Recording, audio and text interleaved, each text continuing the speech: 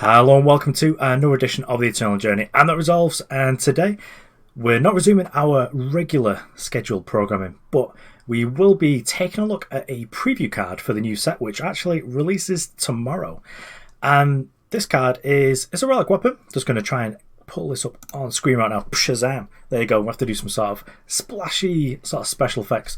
So this is an unassuming card. It costs 2. It's a 1/3 weapon. It's a relic weapon, so it goes on you. And it's got sort of an interesting entomb effect. So this also plays with another card that's in this set, quite interestingly. But there's also cards that already exist that this plays with too. So the first thing you'll be saying is, it's like a 2-power snowball gain 6, which basically it is, and if you read anything like that, it's kind of exciting. So weapons still can't attack sites. If this could attack sites, that'd be absolutely busted. But probably for the good of the game, that's something that we're not doing quite yet. So being on the draw against Hojan, you get to kill their Hojan, keep a 1/1 weapon to perhaps attack whatever their next players, and then when this dies, you get the entomb effect, giving you free armor, which makes any further weapons better. So if you play this to attack something and then replace that weapon with another weapon, so say for whatever reason, that's interesting. If we sacrifice this to a new relic weapon, does that get the armor? I think it does. That's interesting. I'll have to double check with Scarlet about that, but no doubt we'll be seeing me playing with this in the first couple of days of the set, because what I think is interesting with Silver Shortsword is like kill your Hojan, then on my next turn, like replace it with another weapon. Like a Sword of Icaria that gets +3 armor is kind of spicy, because then you've got a 3/2 that turns into a 3/5 weapon. 3/5 weapons are good in a lot of matchups. And I think that in this one, if you're also playing units as well, if your opponent's trying to play 2/1s, like you get to go like an Oni Ronin and a Snowcrust Jetty, or like all the other kinds of 2/1s that your opponent would be playing, I just think that's kind of important. As well, now the Ricano Artisan is a 2/2. So that makes it more playable. It makes this kind of a little bit shady because there's less targets for it. But Ricano Artisan wasn't seen play anyway, so it doesn't really matter, but you could play it to make your Silver Shortsword like a 2/4 that gives something +3 armor. So the +3 armor is also important, because if you're playing this with Molten Fist, this can be a really nice setup, so that instead of playing it at the 6/6, you're playing it as a 9/9 and just walloping your opponent in the face. They're just getting smacked all over the place. So interestingly, this is where I'm going to bring in the other spoilers. These aren't mine. I'm not sure who spoiled these. I literally got the spoiler like 5 or so minutes ago. I thought best to get this out because it's out tomorrow. There's a bit of a difficulty with communication because I sort of left Discord for a bit, but I'm back on there now. So this is another card in Justice, and this is telling me that Justice is becoming more focused on armor matters. So with the Righteous Intent, you gain 3 hearts, free armor, and you create and draw a 0/6 Cassava True Heart. And then the True Heart has got lifesteal and power equal to your armor. And when you gain life, you gain that much armor. So if there's something that cares about gaining armor, like Molten Fist does, for example, then you get to turn that effect into something big. And when you're attacking with Cassava, it makes your Molten Fist bigger, which is going to just keep mowing down the way that your opponent's trying to attack you. So say you've got 1 unit on Molten Fist, your opponent's got 1 unit. Your Molten Fist is 6/6. You attack that 5/6 Vara, your opponent gets 5 lives, whatever. You've lost 5 armor. You get to attack with Cassava, you get to get some of that armor back. So obviously there's going to be a bit of a shift there, because you're going to be like sort of trying to evaluate which one's more important. So maybe you attack with Cassava first, let your opponent make some sort of blocks. If they make too many blocks, maybe you get to blow them out for combat trick and then just kill them with the Molten Fist. But this is sort of like an interesting direction. We do as well. I'm just going to jump back to like the actual cards to make sure I don't move too many things from my OBS here. Okay, so back in here. So I'm just going to show you Molten Fist as well, because I should probably get around to that. This is kind of a card that I've often been interested in playing with, because this does have power equal to your armor, and that is sort of a theme that this card is telling me. As well as just being like a 1/3, which is kind of fine, because a lot of things got given like 1 toughness that you care about, like trading this with a Ricano Smuggler, still kind of fine, and the Combrade Smuggler's a 2/1 as well.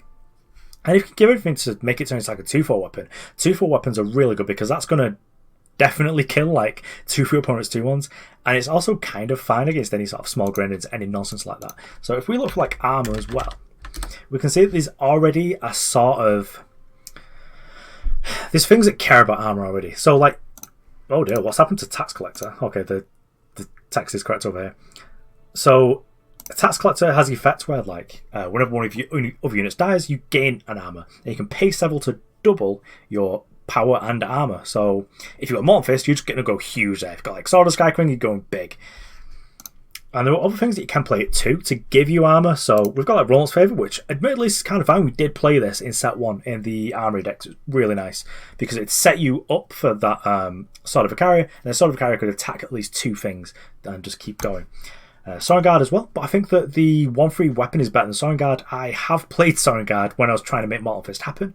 Just it being a weapon's kind of better because it also plays with things like Reforge or Smuggler's Stash. Probably not Smuggler's Stash in it very often. That's probably like a real I'm in trouble case, but you know, it's kind of nice. And then the way I see a lot of weapons is sort of similar to a spell called Dismember from Magic the Gathering, where you would pay like up to 5 life and give something -5/-5. And that's what I see a lot of weapons is when armory was big, it was like I'm a deck that's playing a load of Dismembers that all gain life when I play them. So like, I don't know, playing Sword of Icaria, I gain 2 life when I play it, get to kill your thing, and if you don't have things, I get to kill you with my weapon, and that was really cool. So being Injustice as well gives you access to things like Emerald Waystone, so we're able to really keep piling on all these incremental ways of gaining little chunks of armor. And there are just other things that actually help you. So we've got like Shieldsmith, so when you lose armor, you get to just get that much health. Just having like a 2-power weapon that's able to just give some like attack power to Shieldsmith is kind of nice. And then you might have like a deck that's full of like 0-power units, but you know, maybe there's a tutor at some point that looks for a unit that's got like 0 power. That'd be really cool. And you'd be able to just keep like churning through your deck like that. It's not something we've got quite yet, I don't believe, but you know, maybe in the future. And then some of these cards that have been kind of playable in the past, like if you're playing an aggressive deck, 4 2-1s, and your opponent goes like 1/4, whenever I gain a virtual life, I'm going to gain an additional virtual life, because that's what armor is really. It does get interacted with sort of like relic removal spells rather than burn spells, but that's still pretty cool. We've also got things like Throne Warden, which is going to gain us that armor. So if there is like an armor matters theme, you know, it's probably unlikely we're going to be playing with Plated Demolisher, just because it's a bit of a dirtly threat. But you know, I can see something where maybe we'd be working on this. And of course, here we are, we're looking at Alessi. So Alessi is a card that your opponent can sometimes just like, oh, you're a Justice deck, I can no fear play this on turn 1. Like, and then you just play like the 1/3 and just kill it. And your opponent's just like, oh, what have I done? That's awful. So other than that, there's not too much to say about the card, but I am looking forward to this set. I'm actually going to fire up the spoilers because there was another card that mattered. This was something to do with Diesel.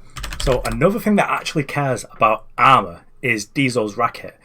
And just having like the 2-cost spell that is able to trigger this is just, it's getting pretty close to the point where this could just be like main deckable, like not even in the market, just like main deckable. This is the strategy of my deck. I'm playing like an Argent Pot, weapons matter, armor matters, and whenever I gain armor, I'm going to draw that many cards and take twice that much damage. This could be a thing because a lot of the things that actually care about this armor gain, armor loss, like the Shieldsmith and like the True Heart, actually got lifesteal. So you can offset this damage that you're taking and just keep drawing through your deck and just keep finding these answers and threats and just going to be able to play like a really proactive game plan. And that is something that's really interesting. And then on the last side note, I guess it's a mechanic of the set that matters, and that is Onslaught. So Onslaught is a mechanic in the set which means that if you attack this turn, something happens. And having a 2-power like virtual charge threat that is able to turn this on is really good. So like I could see a turn 3 where maybe there's the Onslaught power or sigil that is in Justice or whatever faction that you're in that's got like a really good effect, that you're able to just like trigger that Onslaught, play the Onslaught sigil and do that thing, and that'd be really powerful. So I believe the fire coin or the granite coin is deal 1 damage. I can actually just pull this up and find out. So the fire coin enters play depleted, but has the Onslaught ability that it deals 1 damage to an enemy. So you're able to kill like a 2-power, well, a 2 toughness unit with your 1/3 weapon. You've got your Onslaught going, like you've probably cleared the board. If your opponent's got 2 2/1s, you've got to kill both of them, and then your opponent's not got a board. You've got like a 1/2 weapon in play. 1/2 weapons are good. I played Hearthstone before. 1/2 weapons, they do some work.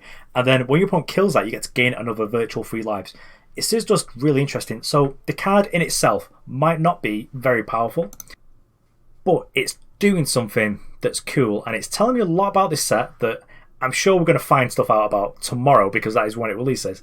It's telling me a lot, it's giving me a lot to think about with this new set. Like, maybe this is like another sub archetype like that is being pushed in this set that, you know, is probably being pushed over the past couple of years, but very, very slowly, very, very incrementally, and maybe now we can start to play with things like Molten Fist, or, you know, just go really deep and just play like a mono armor matters kind of strategy.